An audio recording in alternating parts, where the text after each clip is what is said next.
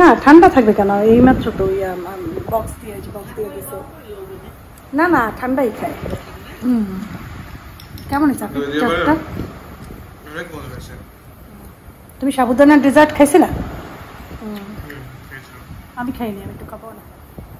চা খাইতেছিলাম, চা ঠান্ডা হয়ে গেছে ভিডিও এডিট করতে করতে।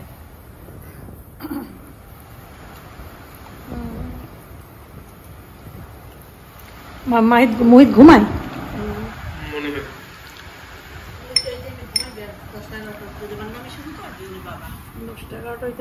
সকাল পর্যন্ত না, 2টা 2:30 পর্যন্ত,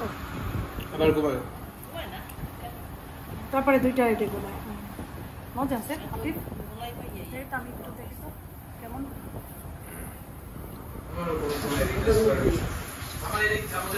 মানে আর কি করো? আলু রান্না করবি? ও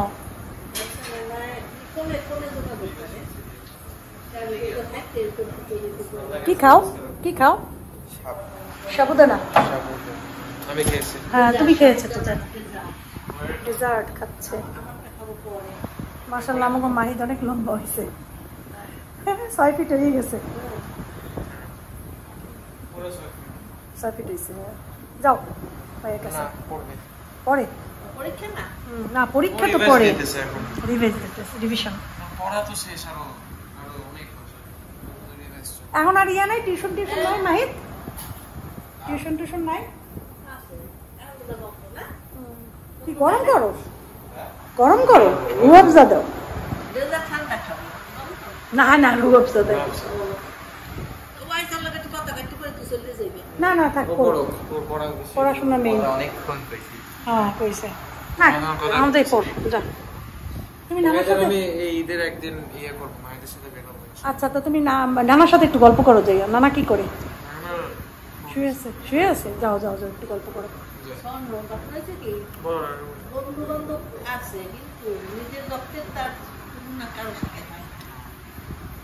ঠিকই তো, 2 ভাই একদম মিলেমিশে থাকবা। মাহিদ তোমার ভাই, মাহিদ তোমার ভাই।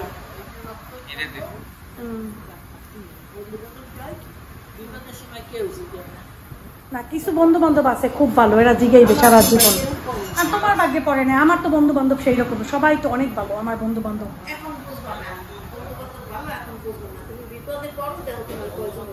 জিগাই আমার যে কিছু বন্ধু বান্ধব আছে জিগাই, মানে বিপদ তো আল্লাহ না করুক জানি বিপদ না আসে, কিন্তু যতটুকু যা মানে আমার বন্ধু বান্ধবের কাছ থেকে আমি সবসময় হেল্প পাইছি যে কোনো ব্যাপারে। হ্যাঁ যে কোনো ব্যাপারে।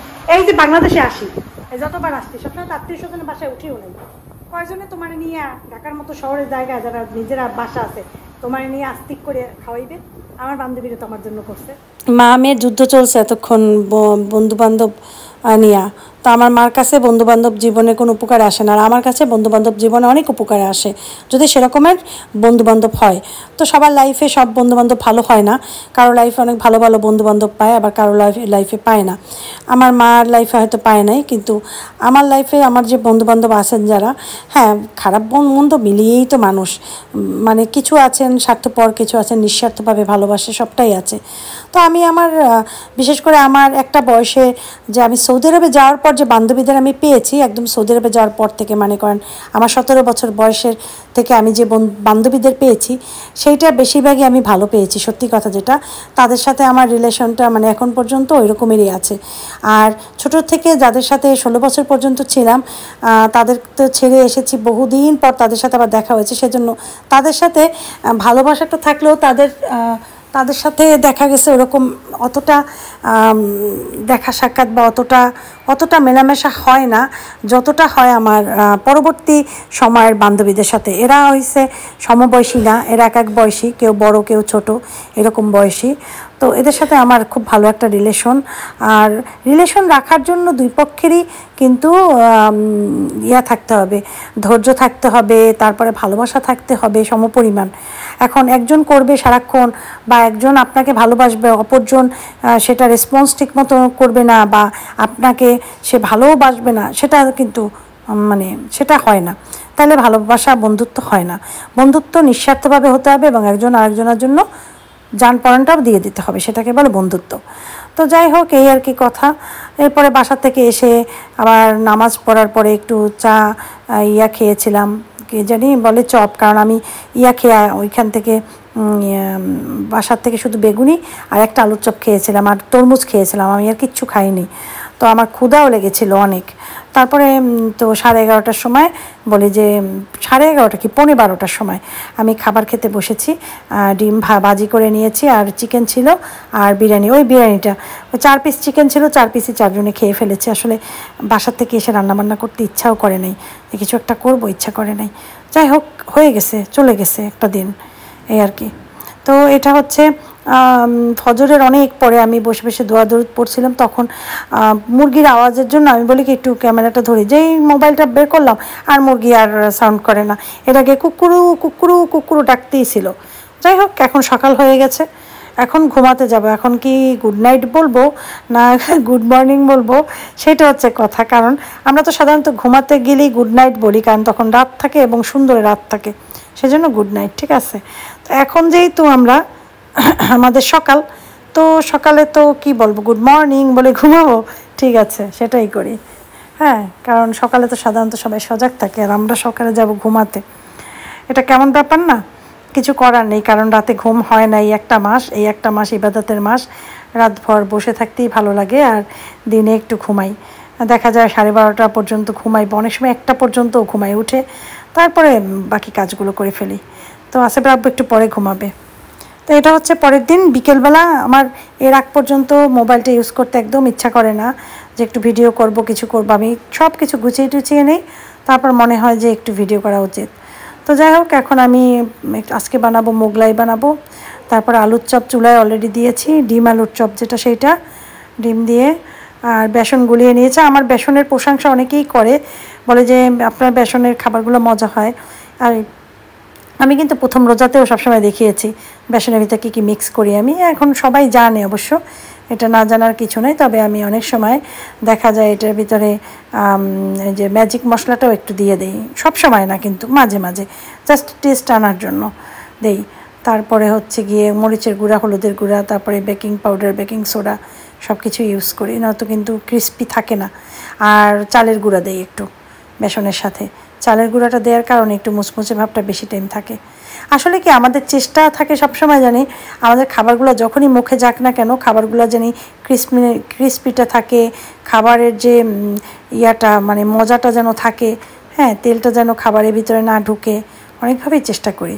তবে অনেকে খাবার এই রকমের উঠিয়ে ন্যাপকিন, পেপার ন্যাপকিনের উপরে রাখে, মানে টিস্যুর উপরে রাখে, সেটা কখনোই করবে না। টিস্যুতে রাখার সাথে সাথে কিন্তু খাবারগুলো নেতিয়ে যাবে, মানে ক্রিস্পিটা থাকবে না, সেজন্য এরকম প্লেটে বা ঝাঁঝরিতে রাখলেই বেটার।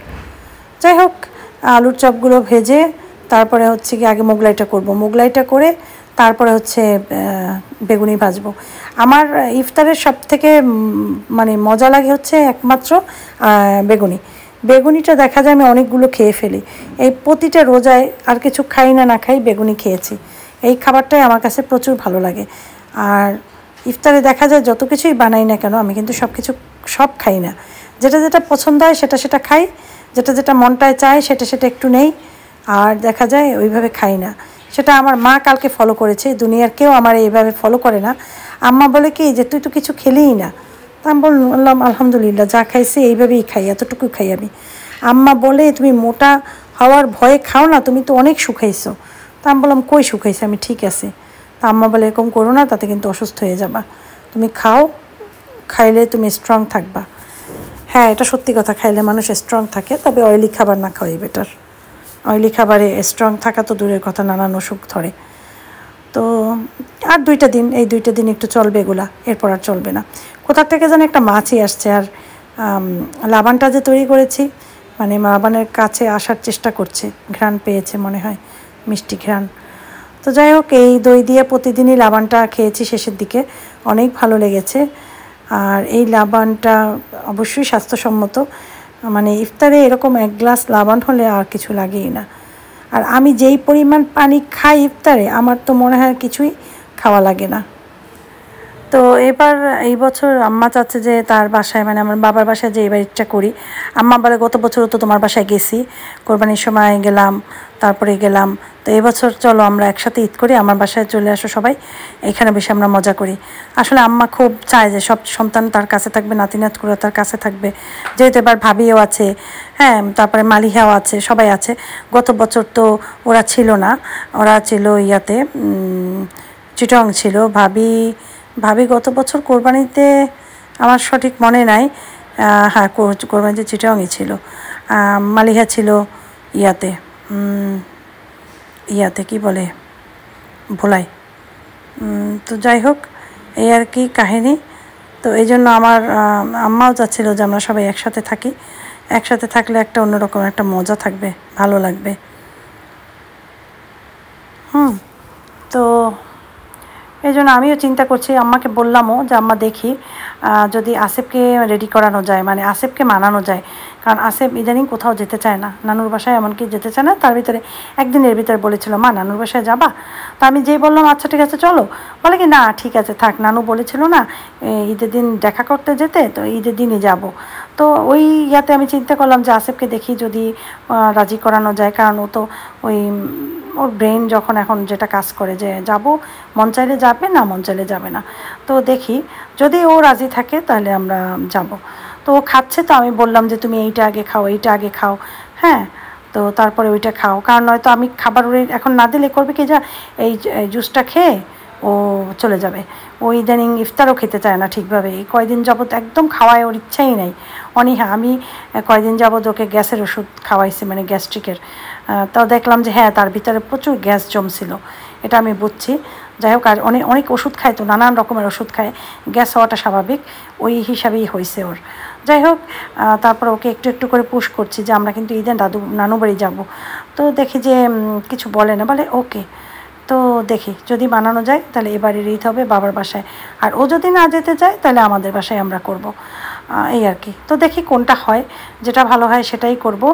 আর এদিকেই তো ইফতার খাচ্ছি, আর জিলাপি আনিয়েছিলাম দোকান থেকে, কারণ জিলাপি আজকে খুব খেতে মন চেয়েছিল যে একটু বানাবো, কিন্তু যে জিলাপি নিয়ে আসছে আমার একদম দুঃখ লাগে, মচমচা ছিল না। আমি বলি আরে আমার মনের মতো জিলাপি সহজে আমি না গেলে আনাই হয় না। আমি খুব সুন্দর ভালো মানে একদম গরম গরম জিলাপি নিয়ে এসে আমার ছেলেকে পাঠিয়েছে, আসিবিয়ে নিয়ে আসছে, ও যেটা পেয়েছে সেটাই নিয়ে আসছে। চিন্তা করলাম থাক, খাক ওরা। তো এই আর কি, চা মানে চা খাবো এখন, নামাজ পড়ে বসলাম, চা খাবো, চা খেয়ে হ্যাঁ যাবো একটু পরে, চাটা খেয়ে নিই তারপরে, ঠিক আছে? তো ঠিক আছে, আজকের ভিডিও এই পর্যন্তই। সবাই সুস্থ থাকেন, ভালো থাকেন। আজকের পর থেকে যেই ভিডিওগুলো করব নেক্সট ভিডিওতে ইনশাআল্লাহ পোস্ট করব। তো সবাই ভালো থাকো, সুস্থ থাকো, সবার জন্য অনেক অনেক দোয়া রইলো, আমাদের জন্য দোয়া করবে। ঠিক আছে, মা আসসালামা, মা আসসালামা।